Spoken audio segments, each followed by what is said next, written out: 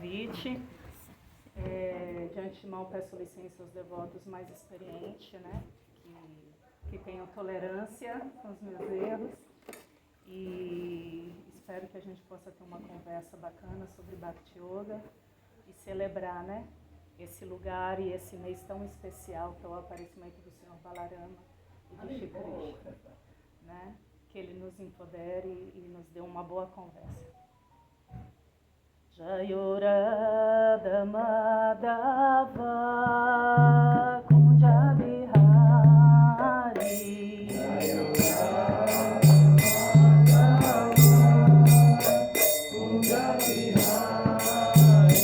Jayorada Madhava Kunja Bihari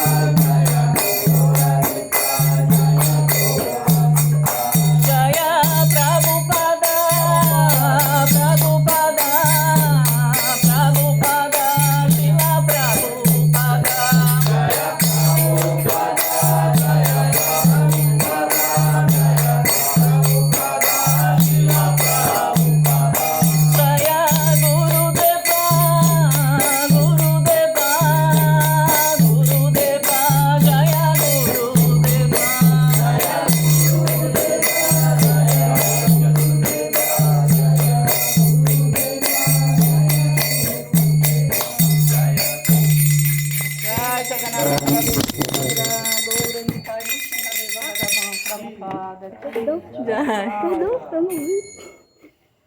Bom, nós vamos ler um capítulo do Gita, capítulo 9, verso 10. Esse capítulo, eu escolhi esse verso pela minha trajetória, né, no movimento Hare Krishna, em agradecimento às pessoas pelas quais passaram por mim e me ensinaram tanto, e por isso estou aqui hoje, especialmente ao meu guru, e a vocês, né, que me acolheram aqui em Salvador e que estou aqui agora.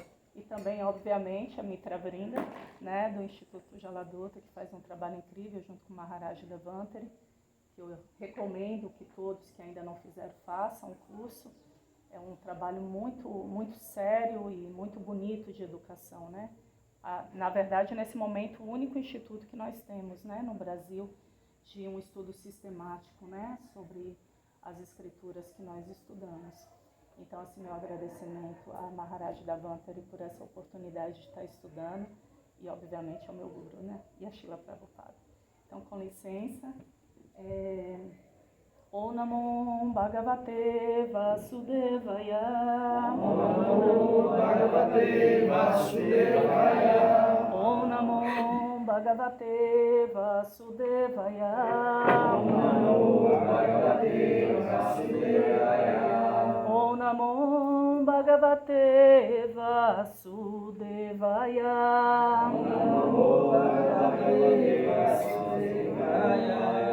Satam Kirtayanto Man Yantanstadrita Vartaham Namasyanscha Man Bhaktiyam Nichayukta Upasate. É o verso 14, desculpa. Capítulo 9, verso 14. Então vou ler de novo. Satam Kirtayanto Man Yantanstadrita Vartaham Namasyanscha Man Bhaktiyam Nityayukta Upasate. Quer repetir, Prabhu? Sempre cantando minhas glórias, esforçando-se com muita determinação, prestando-se diante de mim, essas grandes almas adoram-me perpetuamente com devoção. Significado dado por Srila Prabhupada. Não se pode fabricar uma Mahatma, carimbando um homem comum. Aqui se descrevem os sintomas. O Mahatma vive ocupado em cantar as glórias do Supremo Senhor Krishna, a personalidade de Deus. Ele não tem outra tarefa. Está sempre ocupado na glorificação do Senhor. Em outras palavras, ele não é um impersonalista. Quando se fala em glorificação, deve-se glorificar o Senhor Supremo, louvando seu santo nome, sua forma eterna, suas qualidades transcendentais e seus passatempos incomuns. Deve-se glorificar tudo isso. Portanto, o Mahatma tem grande apego à suprema personalidade de Deus. Quem se apega ao aspecto impessoal do Senhor Supremo, o Brahma-jyoti, não é descrito como Mahatma no Bhagavad Gita. No próximo verso, ele recebe uma descrição diferente. Como se descreve no Śrīmad Bhagavatam, o Mahatma vive ocupado em diferentes atividades do serviço devocional, ouvindo e cantando sobre Vishnu, e não sobre um semideus ou sobre um ser humano. Isso é devoção. Ishravana Kirtana Vishnu Smarana, lembrar-se dele. Semelhante Mahatma tem uma firme determinação de conseguir, por fim, a companhia do Senhor Supremo, em qualquer um das 5 raças transcendentais. Para obter tal sucesso, ele ocupa todas as atividades mentais, corporais e vocais, tudo a serviço do Senhor Supremo, Shri Krishna. Isso se chama plena consciência de Krishna. No serviço devocional, há muitas atividades resolutas, tais como jejuar em certos dias, como o 11º dia da lua, Ekadashi, e no dia do advento do Senhor. Os grandes acharyas recomendam que essas regras e regulações, aqueles que estão de fato interessados em ingressar no mundo transcendental, para associar-se com a suprema personalidade de Deus. Os Mahatmas, as grandes almas, observam com rigor essas regras e regulações, motivo pelo qual eles com certeza alcançarão o resultado desejado. Como se descreve no segundo verso desse capítulo, não só o serviço devocional é fácil, mas pode também ser executado alegremente. Ninguém precisa submeter-se a severas penitências e austeridades. Guiados por um mestre espiritual experiente, o devoto pode praticar serviço devocional em sua vida, em qualquer posição, seja como chefe de família, um sannyasi brahmachari. Em qualquer posição e em qualquer lugar do mundo, ele pode prestar serviço à suprema personalidade de Deus e assim tornar-se um verdadeiro Mahatma, uma grande alma.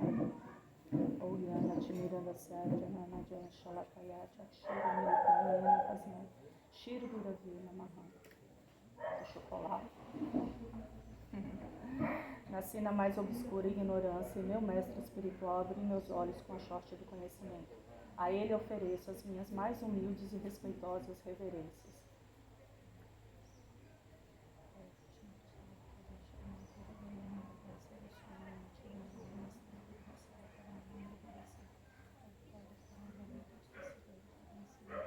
Hare Krishna, Krishna Krishna, Hare Hare, Hare Rama, Rama Rama, Hare Hare.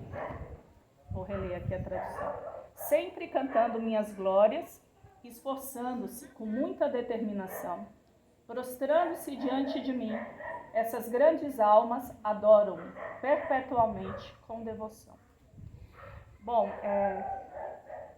quer ficar aqui na frente, né? Parece que eu estou falando de costa para você. Senta aqui, ó. Vem cá. Eu não mordo, não. Sou feia, mas não mordo. Bom, esse verso, né, ele está num conjunto de versos que a gente estuda como o coração, né, da Bhagavad Gita. Para quem não conhece, é esse livro, né, que é a nossa literatura básica. E durante do 7º ao 12, né, o 12º capítulo, Krishna vai falar dele, né, se revelar como a suprema personalidade de Deus para Arjuna, e também vai falar especificamente de Bhakti Yoga, né, que é o nosso processo aqui, né? Existem vários tipos de yoga, mas a gente, os Vaishnavas, praticam Bhakti Yoga, a yoga da devoção, né? Então, aqui ele está falando do objetivo final, né, de Bhakti, né? Desenvolver, relembrar o amor puro por Krishna, né? E quem consegue fazer isso é um Mahatma, né? É uma grande alma. Então, nesse mesmo capítulo, Krishna apresenta a antítese disso, né? Ele fala aqui, né? Se esforçando com devoção, né? Glorificando o Senhor, você se torna um Mahatma, né? No verso... A antítese dele, cadê? A minha cola. Deixa eu encontrar aqui, gente. Perdi. Bom, na antítese ele vai falar o contrário, que aqueles que não seguem esse caminho ou que não acreditam, zombam, né, de Krishna, consideram Krishna uma pessoa comum, né? Esses não alcançarão essa meta final, né, que é voltar para Krishna. Então, a escolha desse tema foi por causa do meu próprio processo, né? Eu, antes de me tornar Hare Krishna, eu passei formação católica, como a maioria, né, de todos os brasileiros, e passei por várias outras práticas espirituais, né? E quando eu conheci o movimento Hare Krishna, o que me encantou, o que fez eu ficar foi o processo, né? Bhakti Yoga tem um processo muito claro, né? E esse processo é que nos qualifica, né, para se reconectar com Krishna, né, com Deus, com essa pessoa suprema. Então, esse processo de Bhakti, ele é perfeito. E ele está enumerado, né, pelos acharyas, né, assim, claramente explicado. E se a gente seguir esse caminho, certamente teremos sucesso. E se não concluirmos esse processo, não perderemos nada, como o próprio Krishna afirma na Bhagavad Gita.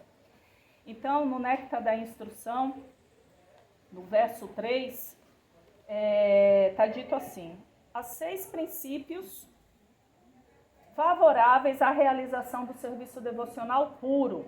1. Ser entusiasta. 2. Esforçar-se com confiança.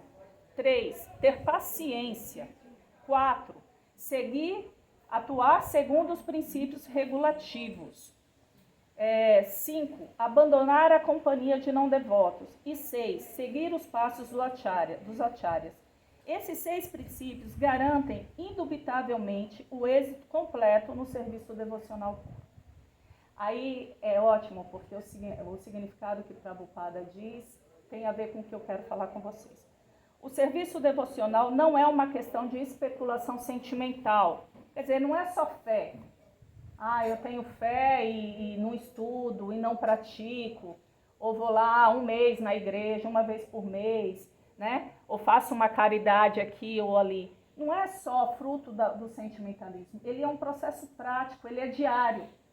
Você tem que transformar a sua vida aos poucos, né, gradativamente, para que esse processo te leve a um desenvolvimento maior, né? E essa reconexão que algumas pessoas chamam de yoga e a gente chama aqui de yoga.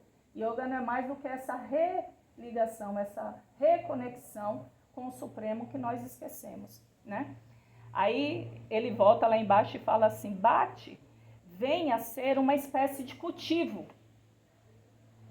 É muito lindo isso, né? Quer dizer, a meta é se transformar em Mahatma, não por vaidade, mas porque o Mahatma, ele faz integralmente, todos os dias, toda a sua vida é dedicada à glorificação do Senhor Krishna, a Deus, né? Então, esse é nosso objetivo, não no sentido de vaidoso, mas no sentido de ter um objetivo. E aí ele diz assim: por que um cultivo?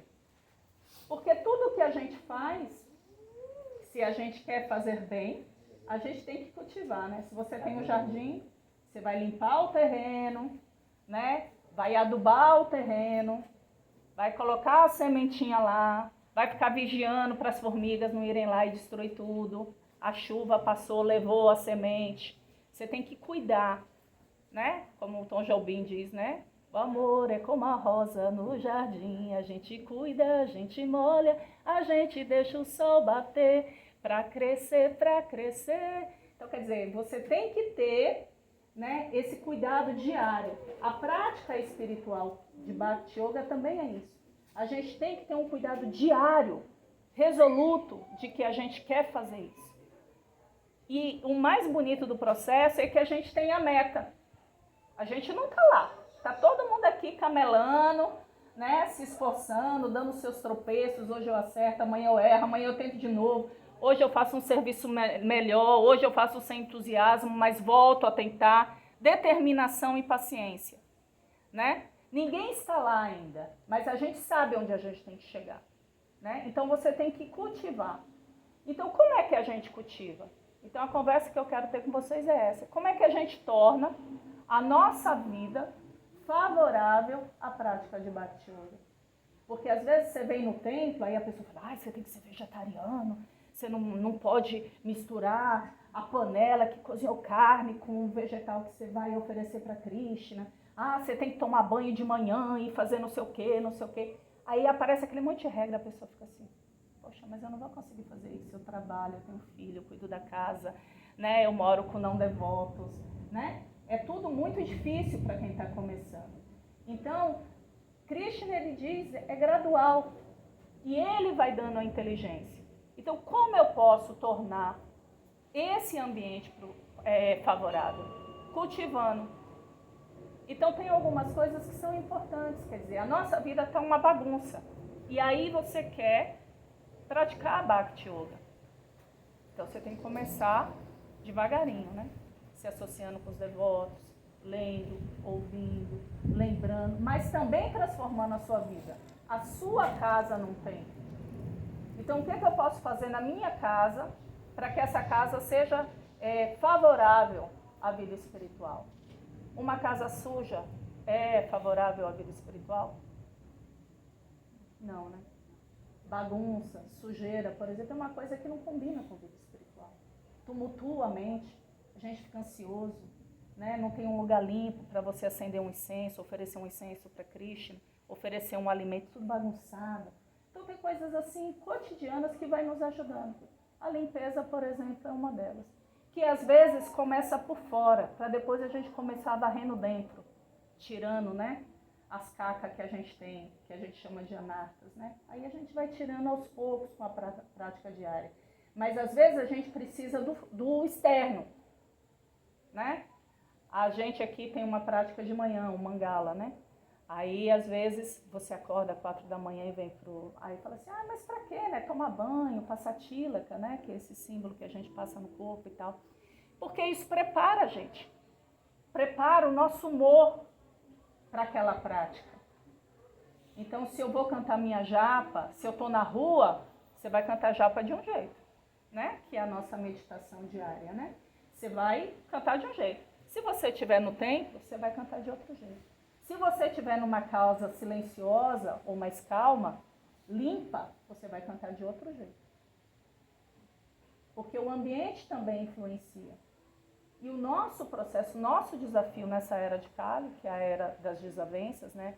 Em que a gente é mais preguiçoso, a gente é mesmo preguiçoso, né? Imagina acordar, imagina os pujaris aqui, acordam 3 da manhã, 3:30 da manhã para entrar tomar banho, né? Servir as deidades. Fácil, né? Todo dia você fazer aquilo, acordar cedo, tá? Né? Até a gente, mesmo cantar a nossa japa, quantas vezes a gente não tem preguiça de cantar japa? Né? Ai, tô tão cansada, ainda tem que cantar 8 voltas de japa. Oh, meu Deus, né? Vira um peso, né? Em vez de ser uma alegria, vira um peso. Porque a gente está atormentado, a gente está numa sociedade que o tempo inteiro a gente está sendo estimulado a tudo, né? A que você tem que ter mais, que você tem que trabalhar mais, que você tem que comer assim, que você tem que comer assado, que você tem que fazer essa terapia e não aquela, né? Você tem que dar a educação X para o seu filho e não a educação Y. Então, quer dizer, a gente é o tempo inteiro bombardeado, né? Por estímulos e pelas necessidades reais mesmo que a gente tem de sobrevivência. Então, se a gente não se lembrar da prioridade, que é o processo, aí a gente não consegue fazer. Aí, poxa, eu queria tanto ser vegetariana, mas é tão difícil ser vegetariano na minha casa, né? Acho que muita gente passou por isso, de morar numa casa que as pessoas não eram vegetarianas, né? Tá, hoje eu compro uma panela só para fazer vegetal. Você vai fazendo aos poucos. Então, Bhakti é isso, é um processo cotidiano. Não adianta só vir no templo. O templo é uma parte importantíssima, porque você vai ver as deidades, vai estar com os devotos, vai ouvir sobre a filosofia, né? Mas o duro é em casa. O duro é enquanto a gente está trabalhando, enquanto a gente está cuidando dos filhos. Aí é que a gente vai saber a dificuldade de praticar Bhakti. E Bhakti não dá para estar dissociada do nosso cotidiano, porque ela é cotidiana, né? Que a gente chama de sadhana Bhakti, né? É você praticar todo dia, né? Bhakti. Tá o tempo inteiro fazendo atividades que nos lembram Krishna, né? Ontem eu estava falando com o Damodara, né, que eu fiz uma macarronada e falei assim, eita, não fiz para Krishna não, fiz para mim, né? Porque eu pensei em mim, né? Eu vou oferecer para Krishna, mas eu queria comer o macarrão, né? Então a gente também às vezes está nesse nível ainda, né? É vegetariano, oferece o alimento, compra com zelo os alimentos, mas a gente está querendo se satisfazer, né? Vou comprar manga. Mas manga eu gosto de manga, né? Eu não compro figo para Krishna, né? Eu não como figo. Então, quer dizer, é um degrauzinho. E quando você começa a fazer paulatinamente, com paciência, com determinação, como é dito no verso, você vai criando força para isso.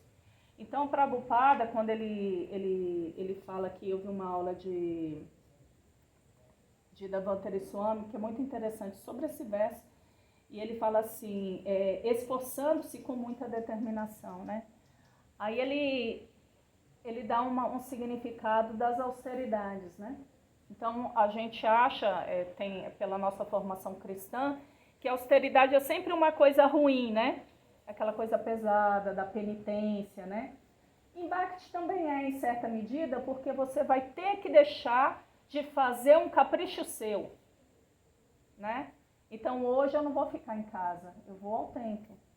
Mesmo que eu não esteja tão afim, que eu esteja cansada, eu vou ao templo, né? Me realimentar, né? De Bhakti, né? Então, ou fazer um serviço num dia, um serviço devocional que às vezes você está cansado, ou não está com tanto entusiasmo, né?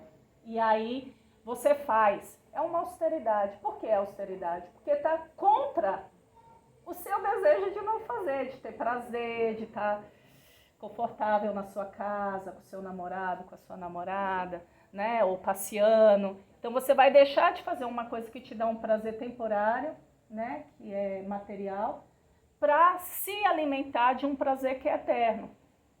Então, nesse sentido, a determinação tem a ver com a austeridade.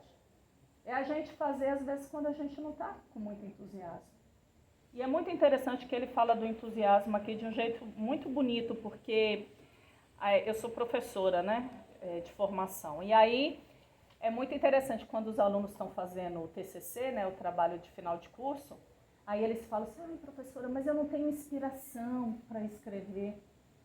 Eu não consigo, não tenho inspiração. Eu falei assim, não existe isso, inspiração. Você tem que trabalhar. Você tem que trabalhar. Então a gente pensa o entusiasmo como um sentimento, assim, né? Que vem assim, quase bipolar, né? Das pessoas que sofrem de bipolaridade, que uma hora está deprimida e a outra está alegre. Não é isso entusiasmo. Entusiasmo ele vem da prática, porque quando você faz uma austeridade, quando você vem ao templo, por exemplo, faz uma austeridade, ou na sua casa você consegue vencer um desafio, conseguir passar a semana inteira sem comer carne, sem comer comida misturada com carne, para quem está começando, né? Aí você fica feliz com essa austeridade, você tem entusiasmo, porque esse entusiasmo é fruto da prática. Toda vez que você vence um degrau, por exemplo, quando a gente começa a cantar japa, né? Aí a gente não consegue cantar às 16. Aí sempre o guru fala, não, comece com 4, depois vai aumentando para 8, 12, né? Ele vai orientando, né? Cada guru orienta de uma maneira. Então, quando você consegue fazer as 16 voltas, né? Você fica feliz. Não pela qualidade da japa que você cantou, mas por você ter sido determinado o suficiente para chegar até o final. E isso te dá ânimo, entusiasmo para tentar de novo. Por isso que tem que ser diário, por isso que tem que ser contínuo, porque é isso que vai nos alimentar. Então o entusiasmo não é um sentimento inventado, ele é trabalho, né? Outro dia eu estava vendo um documentário sobre o Chico Buarque. Aí você pensa assim, um artista como o Chico Buarque deve sentar, vir a luz, assim, a inspiração e faz uma música, né? Eu sou artista, a gente tem essa visão. E aí ele mostrando o cotidiano dele. Ele acorda todo dia, toma banho, se alimenta, senta na frente do computador e vai trabalhar. Ele leva de 2 a 3 anos para escrever um livro. Então não é assim porque o cara é um gênio. O cara é um gênio, ele baixa uma luz nele, uma inspiração e ele faz. Não, ele pratica. Ele chega lá na frente do computador, às vezes não sai nada, levanta, esparelha, volta, tenta de novo e aí sai uma obra incrível. Então, e ele não tem o que a gente tem, porque a gente tem Krishna e a gente tem nosso Guru e a gente tem o exemplo dos acharyas e a gente tem os devotos que nos inspiram, que nós admiramos e que faz a gente querer ser melhor, fazer um serviço melhor, né? Então ele não tem isso, eu estou falando na plataforma completamente material. E nós ainda temos essa força, esse aditivo potente e misericordioso, né? Que é contar com Krishna se revelando aos poucos no nosso coração, na nossa mente, nos dando inteligência, né? Para aprender mais, para estudar mais, para se relacionar melhor, para servir melhor. Então, Bhakti é muito importante, esse zelo com a nossa prática. Então, Prabhupada fala aqui assim, ó, sobre entusiasmo. Entusiasmo quer dizer ação. É o que eu estou falando. Não é um sentimento qualquer. Entusiasmo é ação. É você fazer, realizar e se alimentar com a alegria de ter realizado. Né? E aí você vai se fortalecendo na prática de Bhakti.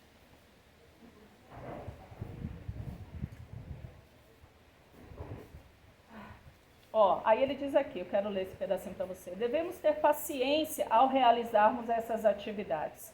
Na consciência de Krishna, não se deve ser impaciente. De fato, esse movimento de consciência de Krishna foi iniciado sem nenhuma ajuda. E no princípio não houve resposta. Mas como continuamos a realizar nossas atividades devocionais com paciência, aos poucos as pessoas começaram a compreender a importância desse movimento, de modo que agora estão participando intensamente. E aí entra uma questão muito, muito importante, que é, voltando ao lugar favorável, né? Prabhupada, né, que é o nosso mestre espiritual, né, que a gente fez agora há pouco, né, o Guru Puja, em homenagem a ele, em adoração a ele. Essa adoração não é uma adoração cega, é uma adoração de gratidão, né? É uma adoração de quem nos permitiu conhecer essa filosofia, né? De quem formou outros devotos que se tornaram mestres espirituais e que hoje nos orientam. Né? E que desses mestres espirituais que ele formou, já tem novos mestres espirituais sendo formados, para que o movimento não acabe. Então não é uma adoração a um ídolo, a uma pessoa, né, importante só. É uma adoração respeitosa e de gratidão, né, por esse ensinamento que ele nos trouxe. Então, esqueci o que eu ia falar, mas enfim, eu estava falando também.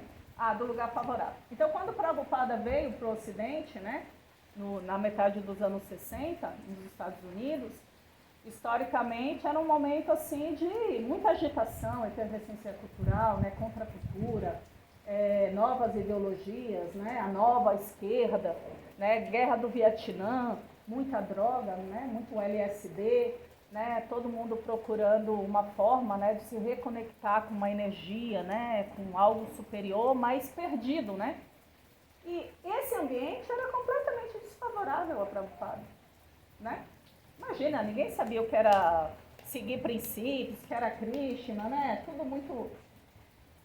E ele, com a determinação dele, com a prática contínua, ininterrupta dele, ele transformou aquele ambiente, que era completamente desfavorável, em um ambiente favorável.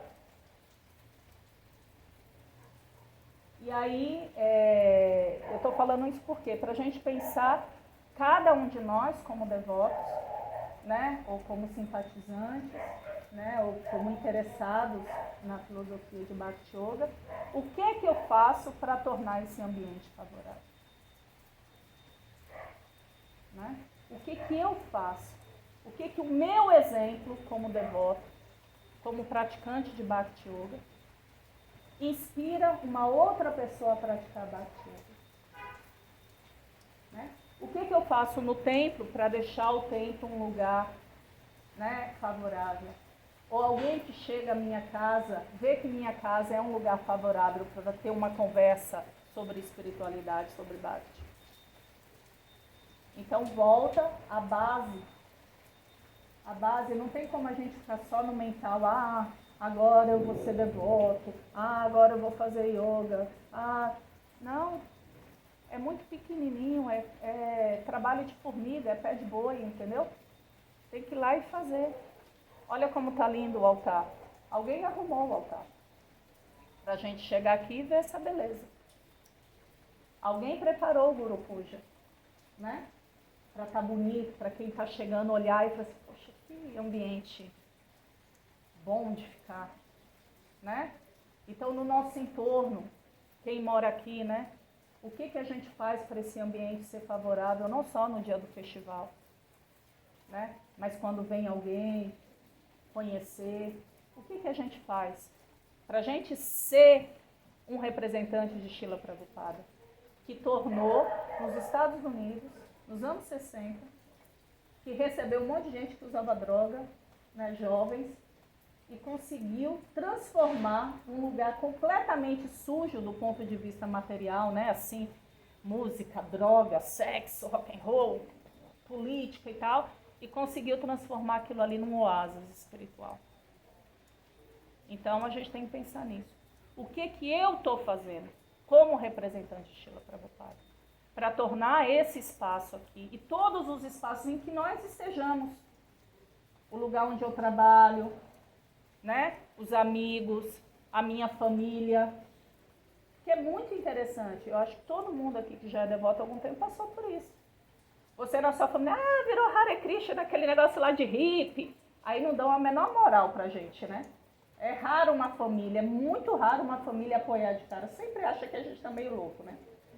Agora não come carne, vai ficar fraco, anêmico, né? E aí fica aquela coisa. E com o tempo, a própria família passa a respeitar. Não porque elas se converteram, né, ou se tornaram Vaishnavas, mas porque perceberam a seriedade do processo de Bhakti na gente. Aí a pessoa não vai mais te oferecer carne. A pessoa vai fazer uma comida separada no dia que você vai na casa dela. Entendeu? Porque ela respeita a sua determinação. A sua determinação em praticar Bhakti Yoga. Ela nem entende o que é, mas ela sabe que você é uma pessoa séria. Né? Por exemplo, eu trabalho num lugar que é super difícil de comer. Aí a menina da cantina, de tanta fala que eu não comia carne nem ovo, aí ela passou a fazer empada sem ovo para mim, vegetariana. Ela não sabe, ela é evangélica, inclusive. Entendeu? Mas ela faz, porque eu não caí, graças a Krishna e a Gurudeva, de comer outra coisa. Então ela percebeu que eu não comia, ou que eu comia mal. Aí por gostar de mim, por respeitar o que eu estava fazendo, passou o recesso, o marido dela me contou, passou o recesso todo lá dizendo o que a gente vai fazer. Fez pastel, fez pizza, fez empada, gelou tudo lá para a própria não come carne. Parece nada, mas é muito. Porque isso faz com que a gente dê uma respeitabilidade ao que nós praticamos e ao serviço de Srila Prabhupada. E a Krishna, Jagannatha. A gente está servindo a ele. Então, quando eu não agito a mente de outro devoto, eu estou contribuindo para um lugar saudável e auspicioso. Quando eu chego no templo e faço um serviço, está sujo aqui, deixa eu varrer, deixa eu deixar limpinho aqui, eu estou tornando esse espaço auspicioso, né? Favorável. Quando eu acolho alguém que está chegando bem, né? Com tranquilidade, sem muita loucura também, recebe, né? Como a gente recebe na nossa casa. Ontem eu estava vendo aqui, é que vocês não estavam aqui, mas ontem aqui a Nanta quase derrubou a casa, faxinou tudo, jogou água e a Mandiari limpando e arrumando e tal. A gente faz isso quando a gente vai receber alguém, não é? Pelo menos lá em casa era assim, era um inferno. Minha mãe fazia faxinar tudo, tirar tudo do lugar, na época que passava cera no chão, né? Tinha aquele vermelhão, aí a gente passava, ficava brilhando no chão, né? Porque ia receber alguém. Aí fazia a melhor comida para receber alguém, né? Depois a gente tinha que limpar tudo de novo, né? Uma coisa assim, mas enfim. Aí a gente arruma tudo, o convidado chega, a gente está até cansado, né? De tanto que trabalhou antes para receber. E aqui não é diferente. Aliás, aqui é essencial. Aqui é que é importante. Que a gente não está falando por nós. A gente está falando por Krishna, né? Quando o homem me chamou para falar, eu estou recusando esse convite há trocentos anos, entendeu? Aí eu, não vou, que eu não estou preparada, não, eu não vou saber ler em sânscrito, não, eu vou esquecer o negócio aí da Modara me ajudou, eu não vou conseguir. Não consigo, tá. Aí chega uma hora que não tem jeito. Mas não é porque eu não quero, é porque ele quer. Não é porque eu quero, eu não queria estar aqui falando. Mas ele fez de um jeito que eu tinha que estar aqui. E eu tenho que fazer.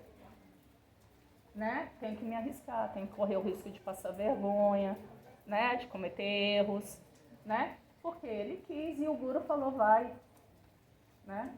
Então, nesse sentido, a figura do Guru é fundamental, né? Depois de um tempo que a gente já está falando com o Guru, né? Porque quando a gente lê a Bhagavad Gita, quando a gente ouve uma aula, né? A gente está ouvindo os ensinamentos, né? A interpretação, o significado que Srila Prabhupada deu. Então, nós já estamos, né, em contato com o Guru, que é Srila Prabhupada. E com o Guru original, né? Balarama, né? Que esse mês, né, como eu falei no início, é o aparecimento de Balarama no próximo domingo. Espero que todos venham e tragam mais gente, né, para receber essa alegria de receber Balarama, né? Olha que maravilha, né? De cantar para ele, dançar para ele, oferecer alimento para ele. Ele é o Guru original, né? Ele tem um arado e aí ele vai lá e abre o caminho, né? Cultiva, prepara a terra do nosso coração, né? Isso é Bhakti. Para depois Krishna chegar. Não é assim. Você não vira doutor sem fazer o ensino fundamental todo, a graduação, até chegar na pós-graduação, né? Você tem um processo, né? Então o Guru vai lá, Balarama vai lá e vai preparando a terra do nosso coração para colocar a sementinha de Bhakti lá, né? Então é um mês muito importante esse que a gente está, né? De poder pensar em Bhakti, nesse processo perfeito. Nós é que estamos imperfeitos, mas o processo é perfeito. Então ele está garantindo, Krishna está garantindo aqui, que se você praticar o processo, você vai chegar na meta.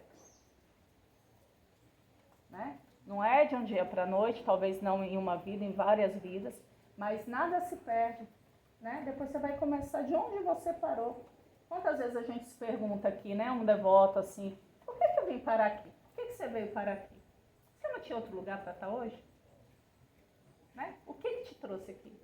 Não é? A gente tem que se perguntar, por que eu vim parar aqui? Por que em vez de encontrar um discípulo da Bonja Coin, eu conheci um discípulo de Srila Prabhupada? Tem uma razão para a gente estar aqui. Tem uma razão para a gente estar entrando em contato com essa filosofia, né? Com esse conhecimento. Isso é Bhakti. Isso é porque em algum momento a gente já praticou isso e parou, e a gente está tendo a chance novamente de se reconectar com esse conhecimento. Então é um processo muito, muito perfeito. Alguém está olhando a hora aí, gente? Jura? Jesus. Jesus é ótimo, né? Catolicismo assim mesmo. Bom, é isso, gente. A ideia era... Eu quero só ler o finzinho aqui, que é muito, muito legal, para nos encorajar, né? Ele fala, ó, guiado por um mestre espiritual experiente, né? A gente vê tantos charlatões aí, infelizmente, né? A gente tem que ter cuidado, mas a gente tem que estar disposto, aberto para encontrar esse mestre espiritual, né? Que sem ele a gente não avança. A gente precisa dele. Todos os devotos são de alguma maneira mestres, né? Porque a gente vai aprendendo com eles. Mas quando a gente se torna discípulo de um guru e de um guru, né, fidedigno, né? Ele nos dá a Shakti, né, o poder, né, de realizar, de avançar, de nos, não só de instrução, mas de nos animar pelo exemplo. Quando você pensa assim, poxa, meu guru é devoto há tantos anos, fez tanto serviço devocional, não tem nada que macule. Você fala assim, poxa, esse cara aí é massa, né? Porque você vê no exemplo. Essa é uma particularidade de Bhakti, né? Que a gente tem, que é maravilhoso. O Acharya, né? Aquele que ensina pelo exemplo. E aí, de novo, a nossa participação nisso, né? O meu exemplo. Que exemplo eu estou dando de devoto? De praticante de Bhakti Yoga? A gente tem que fazer, né? Lembrando os marxistas, né? A autocrítica. A gente tem que fazer a autocrítica também no serviço devocional. Né? Ser muito sincero com a gente. Não precisa falar para o outro se você está com vergonha de dizer que errou, não. Mas fala pelo menos para você. poxa, essa atitude que eu tive não foi legal. Isso agitou tal pessoa, criou uma desarmonia no ambiente, na prática, né? Em mim mesmo, porque me agitou. Aí eu não consegui cantar minha japa bem, porque estava aflita, nervoso, indignado, né? Com o outro. E o que isso tem a ver com Krishna? Tem a determinação de voltar para o que é eterno, que é Bhakti, né? E aí ele diz assim, então o mestre espiritual, ele é fundamental, né? Porque ele vai dizer, vai lá, faz lá, eu tô com você, né? Como um professor mesmo, né? No mundo material a gente também tem assim professores que nos inspiram, né? Ele fala, não, você tem condição, né? Você pode fazer melhor, você vai conseguir, né? Só que aqui é espiritual, é melhor ainda. Aí ele fala, né? O devoto pode o devoto pode praticar serviço devocional em sua vida, em qualquer posição. Você pode ser pobre, você pode ser rico, você pode ser gordo, branco, preto, cor de amarelo, você pode ser brasileiro, pode estar em qualquer lugar do mundo, em qualquer posição você pode praticar bhakti. Seja como chefe de família, sannyasi, brahmachari. Em qualquer posição, em qualquer lugar do mundo, ele pode prestar serviço à Suprema Personalidade de Deus e assim tornar-se um verdadeiro Mahatma, uma grande alma. É o nosso objetivo, né? Servir a Krishna de maneira pura, integral. E aí sim seremos um Mahatma. É isso, gente. Todas as glórias a Srila Prabhupada. Aí tem 10 minutos se vocês quiserem falar. Sobrevivi.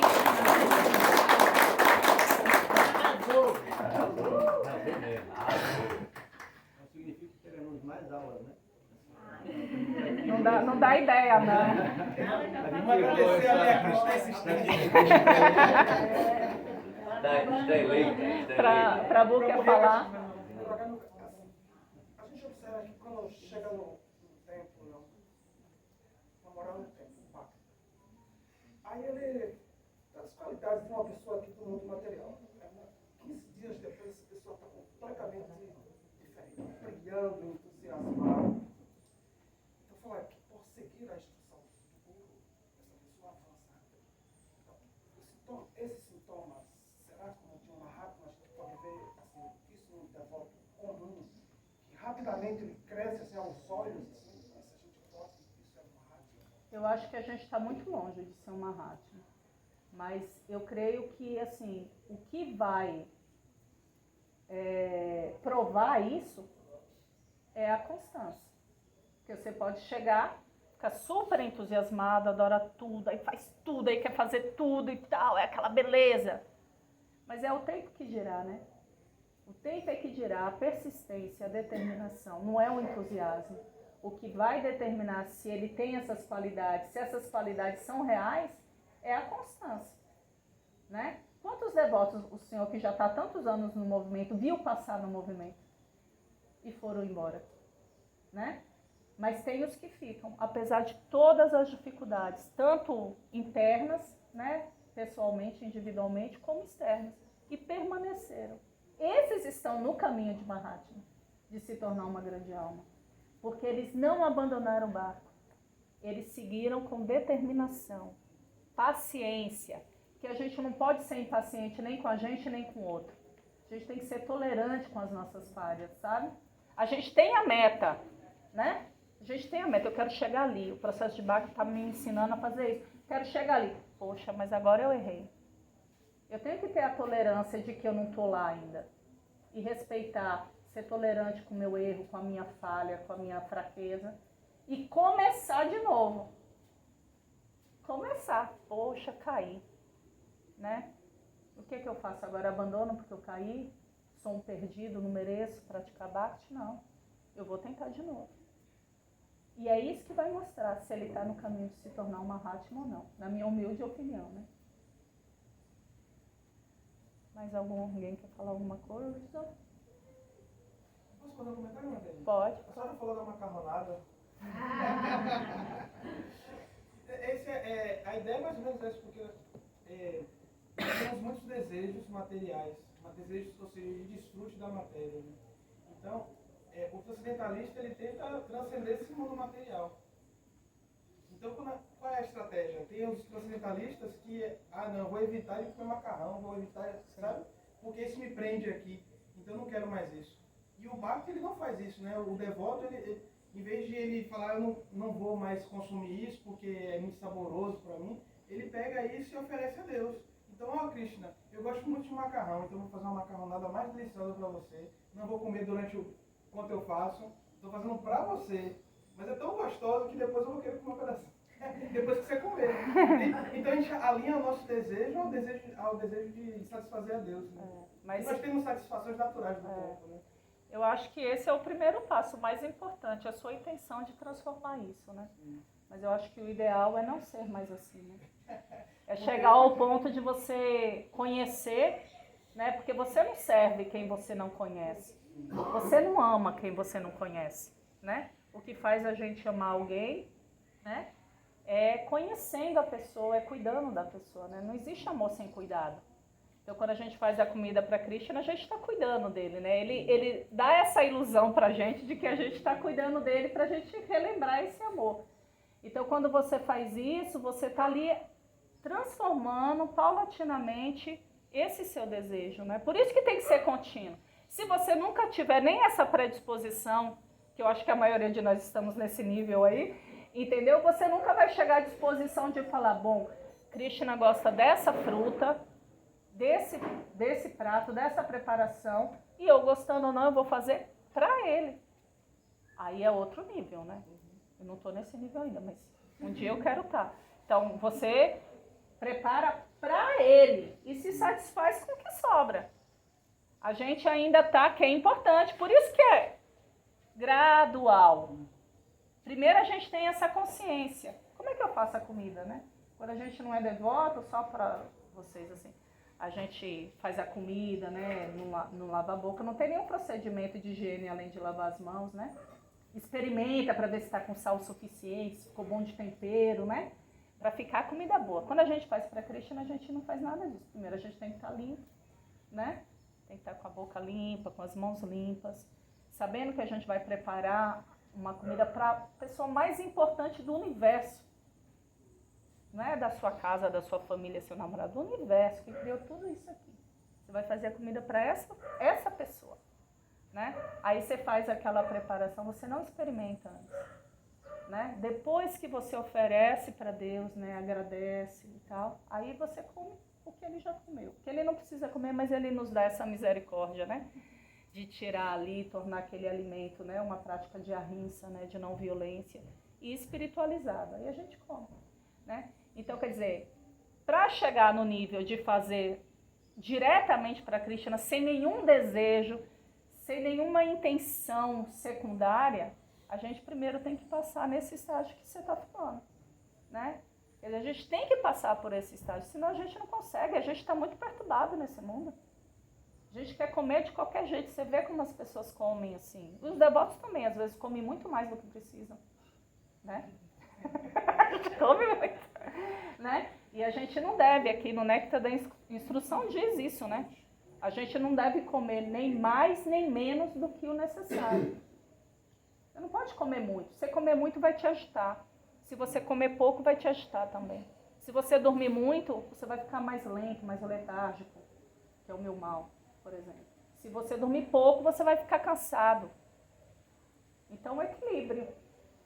Então, para chegar nisso, nesse equilíbrio, é todo dia. É igual o Tom Jobim falou, todo dia molhando a plantinha, um pouco. Todo dia olhando se não tem uma formiga cortando a flor.